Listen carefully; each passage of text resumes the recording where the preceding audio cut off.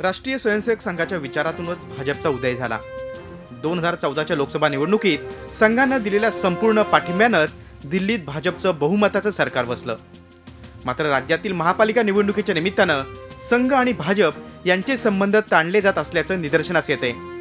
संघाच्या महाराष्ट्र, गुजरात आणि गोवा प्रांताचे प्रचारक रवींद्र जोशी यांच्या कुटुंबातूनच भाजपला जोरदार धक्का बसलाय। रवी जोशी यांचे सख्खे चुलत बंधू अरविंद जोशी यांच्या पत्नी विशाखा जोशी यांनी शिवसेनेकडून नामांकन अर्ज दाखल करत भाजपच्या उमेदवाराला आव्हान दिलंय। हे काय आपलेच लोक आहेत आणि यांना नाही दिलं तरी पण हे काही तोडून बाहेर जाणार नाही, हे परत इथेच काम करतील, हा जो भ्रम आहे ना तो कुठेतरी आणि कोणीतरी तोडायलाच पाहिजे।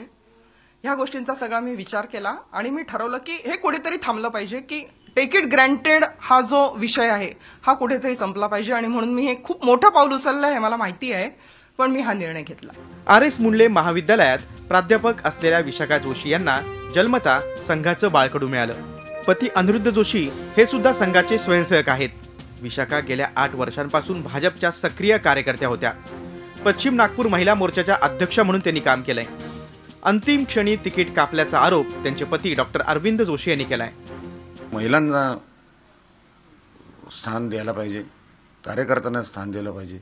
बजरंग दलासारखे कार्यकर्ते आहेत, विश्व हिंदू परिषदेचे कार्यकर्ते आहेत, अशा लोकांना एक प्रतिनिधी स्वरूपात या येणाऱ्या इलेक्शनमध्ये यांनी प्रतिनिधित्व द्यायला पाहिजे। विशाखा जोशी धरमपेठमध्ये राहतात, त्यामुळे मुख्यमंत्र्यांच्या प्रभागातूनच ही बंडखोरी झालीय।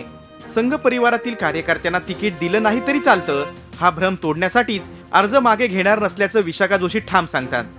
संघ परिवारातून बंडखोरी झाल्यानं निवडणुकीत भाजपची डोकेदुखी वाढणार एवढं मात्र निश्चित।